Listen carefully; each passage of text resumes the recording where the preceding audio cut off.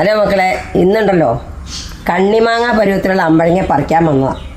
ഇതുണ്ടോ, നമുക്കിത് പറിച്ച് ഒടിക്കണോ? ഒടിച്ചാലേ അത് പൂത്തോളൂല്ലോ.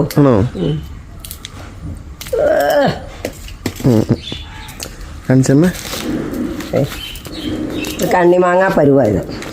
ഇത് നമുക്ക് ശരിക്കും കണ്ണിമാങ്ങ ആയിട്ട് ഇടാം. കണ്ണിമാങ്ങ അച്ചാർ ഇടണ പോലെ അല്ലേ? ചമ്മന്തി അരയ്ക്കാൻ പാടില്ല? ചമ്മന്തി അരയ്ക്കാം.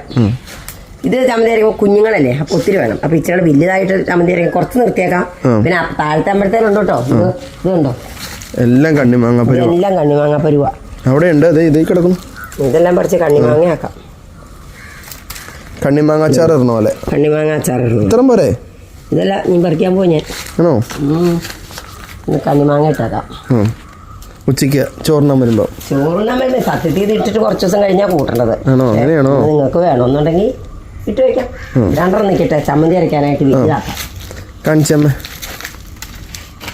ഇത്ര ഉണ്ട്, ഇത്ര മതി, ധാരാളം പറിച്ചു. ഇനി താഴത്തേലുണ്ട് ഇത് കണ്ണിമാങ്ങ പരുവത്തിൽ, അതും കൂടെ പറിക്കണം.